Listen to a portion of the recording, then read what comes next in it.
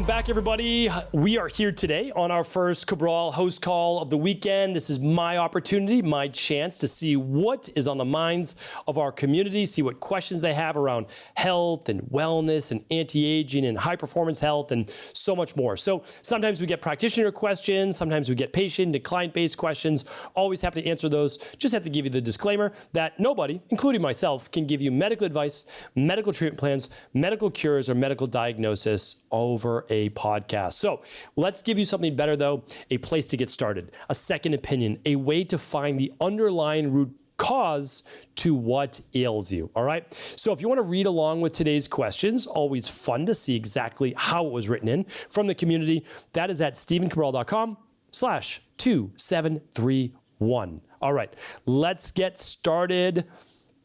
And while I'm looking for the giant Word document that my team amazingly puts together from all of your questions, I would love you to head on over to stephencabral.com, even if you don't go to the particular podcast page today. And if you haven't already, get yourself a free copy of The Rain Barrel Effect. It is my book. We're celebrating 5 years now and tens of thousands of copies sold. And we're actually now giving the book away just for the price of shipping. Literally anywhere in the US. If you're international, you can find it at eco.life or just stephencabral.com/shop. So, and if you've already read the book, I would very much appreciate it if you could leave a review on Amazon and EcoLife too, if you'd like. And that just allows us to rise up in the ranking. More people can find out about this healing knowledge, and that would mean the world to me. All right, so that's just, again, over at Amazon, type in the Rain Barrel Effect book, and click on it. You can just scroll down the page, click write a review. If you've never done it before, it might take you 10 seconds. All right, thank you so much. Let's see the first question today. It is from Naran. Naran says, hi, first of all, thank you, or you have been inspiring and motivating to me. Thank you, Naran. My health has never been in good shape. The question is actually for my mom. She is 76 years old and been going through high blood pressure, high cholesterol, and asthma. She is taking so many medications and prescribed by her doctor, and her health is just one side effect after another. Is there any alternative to taking her medication? Any supplements that will help?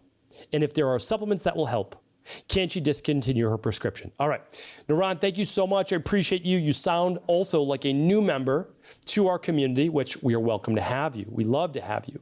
So the first place to start is this, that I would love you to read The Rain Barrel Effect. It is free. You just pay shipping, okay?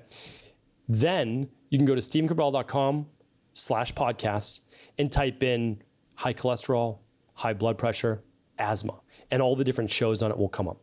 If you can't find a show, my team will actually help you find it. You just go to cabralsupportgroup.com, type the question in there, okay? Now, the reason I say that is that there's not a one thing you do, right? And so green medicine is prescribing a supplement instead of a medication. We don't do that. That is not integrative health. It's not natural health. Some doctors do it. I highly recommend you do not follow those. You look for the underlying root cause. The way that you find the underlying root cause is through at-home lab testing. The Big Five is the best way to do it. If you can't afford the Big Five, you would run the starter kit.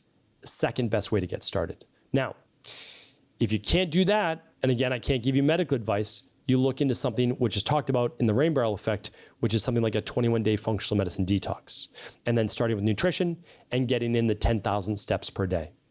And then you work with your doctor as the health improves in order to be able to then wean off the medication. All right, so hopefully that's a good place to get started.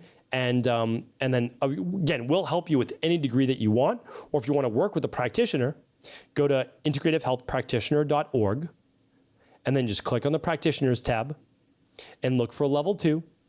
And most of them work virtually, and they can help you as well. So however you want, and we have no affiliation. We don't get a commission from any of those IHPs. That's you working with them if you choose to. My job is to teach, and I can help you however you'd like. It's up to you. If you want to find the Big Five and the starter kit, those are at stephencabral.com/shop.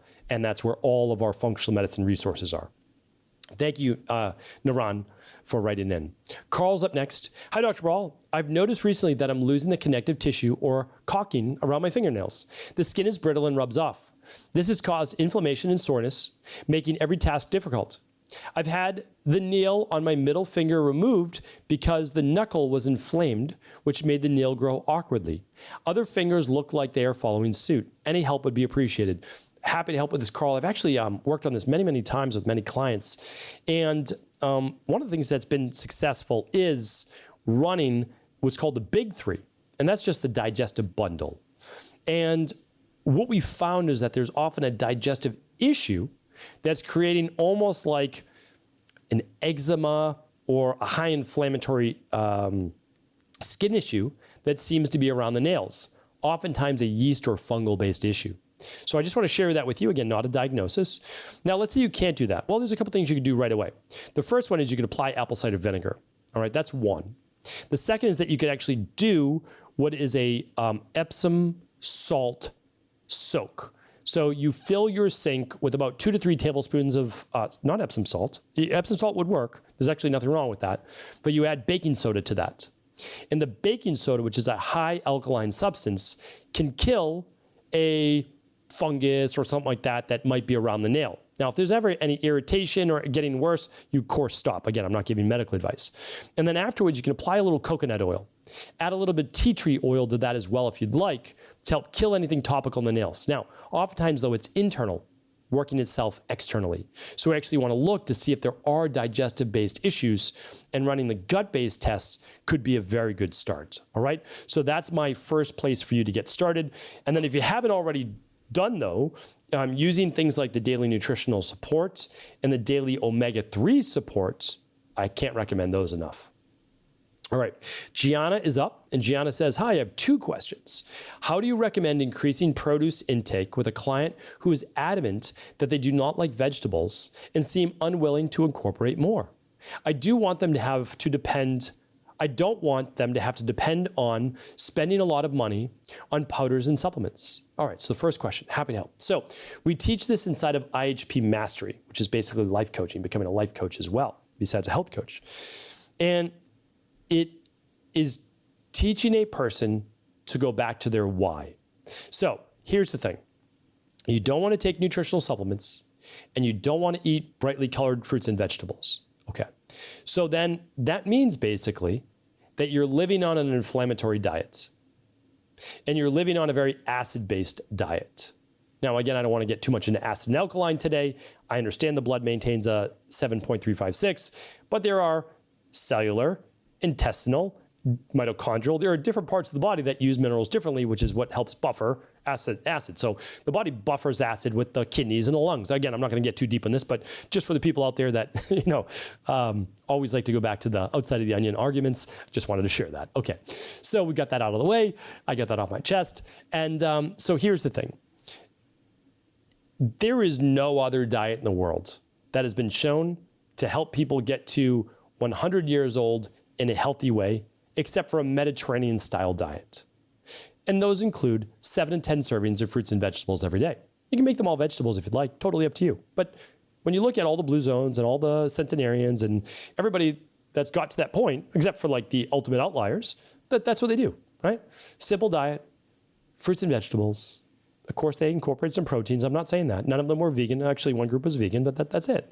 Okay, so they have a choice. Greens powders, like the daily fruit and vegetable blend, or vegetables. You're saying as a practitioner, you don't want them to depend on spending money on powders and supplements. Fine, but also understand that those powders and supplements may be the thing that gets them well. So if you're a health practitioner, and I'm not coming down on you, Gianna, but I'm just using this as an example.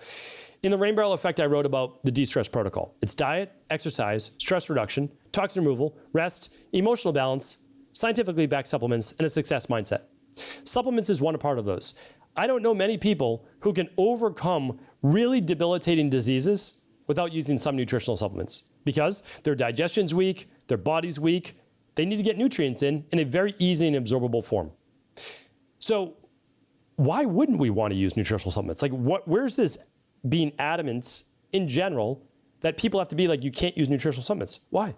I would never have gotten better if my mentor, Dr. Pete, didn't recommend certain nutritional supplements for me. Certain methyl donors, certain B vitamins, certain forms of magnesium. I would never have gotten better. So I'd be careful with that. And also, spending money on supplements. Okay, so people spend money on coffee, tea, sneakers, bags, useless stuff. Why can't they spend it on supplements? The next is buying fresh organic vegetables on a daily basis is going to cost 10 times that of a daily fruit and vegetable blend powder, which costs about $2 a day. Now, that's 22 organic fruits, vegetables, and superfoods. Do I think that that should be the only thing you should do and not eat whole foods? No, I don't. But here's the thing. My dad won't eat vegetables. Won't. I could try to convince him. I have. Not going to do it. Just not going to do it. Probably knows it would be healthier. Just not going to do it. What does he do? He won't also use a greens powder. What do? Give him the daily fruit and vegetable blend capsules. He has to take a lot of them, but it's the vegetables freeze-dried in a capsule. Is it 7 to 10 servings a day in that? No. It's way better to get it, if you can, from your fruits and vegetables. I do both. I eat 7 to 10 servings of fruits and vegetables every day, closer to 10. But I still take my daily fruit and vegetable blend. Why? Why wouldn't I? It's simple to do. I hydrate first thing in the morning. I just throw it in there, pinch of sea salt, my lime, and I'm good to go. So it's like, I think we have to be careful now. When I spent a lot of time on that, but I know there's a lot of practitioners listening to this. Don't try to help people get well in one way, right? Try to help them get an 80% on the entire de-stress protocol. All right. Question number 2 is, I was wondering if you can recommend any detox, cleanse, elimination diet regimen for a client with bloating and digestive issues and potential food sensitivities if they are recovering from an eating disorder and struggling to eat increased caloric intake. Thank you. Again, this would be difficult because I don't know the client. I don't know the eating disorder. Of course, I worked with many men and women with disordered eating. So what we typically do is, because you're saying like, we don't want to do too much intermittent fasting mostly, right? So what I do just in my practice is we've used the Functional Medicine Detox by Equilife, but we don't do the first 2 fasting days. We just follow the days 3 through 7 meal plan. So they do a shake, they do a plant-based lunch, they do another shake, they do dinner at night. They're eating literally every 3.5 hours. So that can be really nice for people where they're getting tons of nutrients into the body, but not super high calorie. So I just did a podcast on this if you want to check it out at stephencabral.com/podcast. Basically, it's low caloric foods, but very high nutrient dense. And then the Functional Medicine Detox eliminates a lot of those potential food sensitivities. So hopefully that was helpful. Thanks, Gianna, for writing in. Keep up the great work. Jordan is up next. Jordan says, hi there. I have a long history of chronic yeast infections and bacterial vaginosis cycle. I think so. That's what BV means here. Okay. I recently tested positive for Ureaplasma and prescribed 21 days of doxycycline. For people who don't know what that is, that's a really powerful broad spectrum antibiotic, doxycycline. Okay. From what I've read, this is a tough bacteria to get rid of due to no cell wall. I haven't seen any podcasts on Ureaplasma, and will probably be done the course of antibiotics once you get to this question. But any suggestions if a relapse occurs? I hate to keep having to take antibiotics. Totally understand. Okay, so it's kind of like SIBO, small intestinal bacterial overgrowth. You get prescribed an antibiotic, and then what happens is you never actually repair the gut. You just eliminate the bacteria. And then what happens is over a period of about 3 months, the bacteria grows back. Most people who take an antibiotic for SIBO end up relapsing. Why? Because it's always about the terrain. I think I've done some older podcasts on this. It is not the disease, but the terrain, right? And so when we look at that, we have to understand, until we rebalance the gut microbiome, it's going to be challenging to keep the yeast infections and BV at bay. And then if we ever need to work on topical-based yeast infections and bacterial vaginosis, I have specific podcasts on those as well. You can find them at stephencabral.com/podcast. You can just type in BV or bacterial vaginosis, and you'll learn about the vaginal suppositories. One of them's garlic. Another one is boric acid. Another is using coconut oil. And then following up with Lactobacillus acidophilus. Again, not medical treatment plans, right? Not that, but look into it and the tens of thousands of other people that this has helped, okay? So always do what you feel is best for you, but ultimately, We need to rebalance that gut microbiome. So Jordan, my recommendation is to run that big 3 I was talking about a little earlier in the show. And you can find that at stevencabral.com/shop. Just go in there, click on the labs button. You'll find the big 3. It's the stool test, the Candida metabolic and vitamins test, and the food sensitivity test. All right. We're going to keep it at that for today, but I will be back tomorrow answering more of our community's questions. Thanks so much, everybody, for tuning in. Have an amazing rest of the weekend. Thanks so much for tuning into today's show. Before you go, don't forget to hit that subscribe button. I want to make sure that you're getting our daily content, not missing out on anything functional medicine, wellness, weight gain, weight loss, anti-aging, living longer, stronger, and all of the most cutting-edge research. And if there's any topics you want to hear, feel free to leave them in the comments below. Take care.